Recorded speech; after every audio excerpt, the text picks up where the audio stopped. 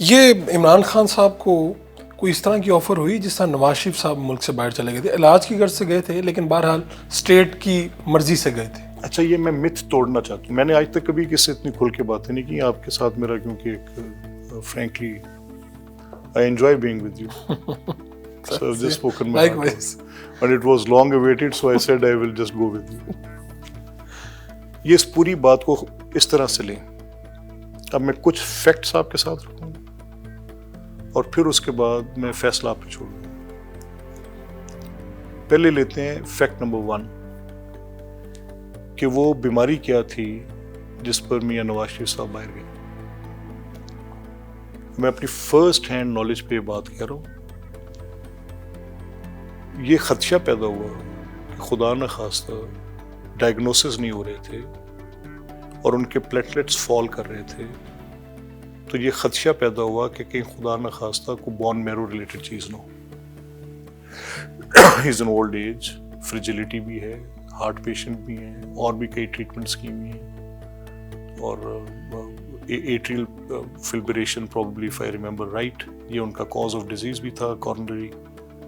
تو ان ساری باتوں کو لے کر یہ خدشہ پیدا ہوا کہ یہ پہلے ڈائگنوسس ہونا چاہیے کہ کیا.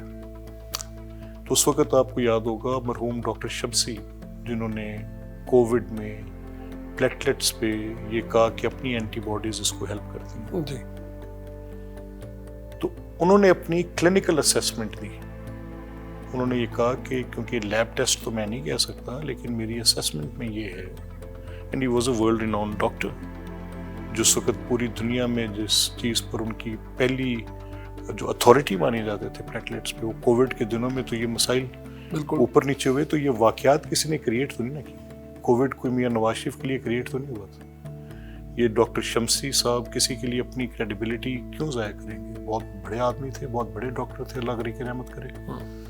تو what he did was he said کہ there is an underlying in symptoms میں there is an underlying disease which needs to be investigated اور یہ اس میں یہ خدشات ہو سکتے ہیں. تو اس بیماری پر because he was under treatment of a specific surgeon, تو پورے بورڈز نے یہ کہا کہ ہم سجیسٹ کریں گے کہ وہی ڈاکٹر ان کو دیکھیں. یہاں تک بات کلیئر ہوگی؟ یہ آپ کے حافظے میں ساری بات؟ میں نے کوئی بات ایسی تو نہیں کی جس کا پہلے سے آپ کو علم نہیں ہے؟ ساری باتیں پتہ. اب فیصلہ عمران خان کے پاس تھا، پرائم منسٹر تھے. ای سی ایل سے نام نکالنا ان کا اختیار، پنجاب گورنمنٹ کی کسٹڈی سے ریلیز کرنا ان کا اختیار. کورٹ کہہ رہی ہے یہ فیصلہ کر لیں. جب سارا ریکارڈ ان کی اس کمیٹی کے پاس گیا تو انہوں نے بھی کہا بات ٹھیک ہے، لائف تھریٹننگ ہو سکتی ہے تو ہی نیڈس ٹو گو. تو کیڑی ڈیل، کون سی ڈیل؟ نہیں وہ تو گئے. میں تو یہ کہہ رہا ہوں کہ اسٹیٹ کی مرضی شامل ہوئی نا اس میں. نہ دیکھیں، صرف یہ سیاسی حکومت کا نو، فیصلہ. That was absolutely those facts which they had to decide کہ میاں نواز شریف کے قد کاٹ کا آدمی جن کے اوپر مقدمات جھوٹے ہیں، ان کو ہم اگر رکھ کے خدا نہ خواستہ کوئی نقصان کر بیٹھے تو بوجھ کون اٹھائے گا؟ A and B. Those gentlemen, those who were sitting in that committee, cabinet meeting, they rightly pointed out, they said یہ بیماری کا مسئلہ جانے دیں. اور ان میں سے کچھ لوگ ووکل ہوئے جن میں طارق بشیر چیمہ صاحب told the total proceeding of the meeting. اچھا بھائی، شہزاد اکبر مجھے لندن میں ملے تھے، انہوں نے انٹرویو بھی دیا تھا.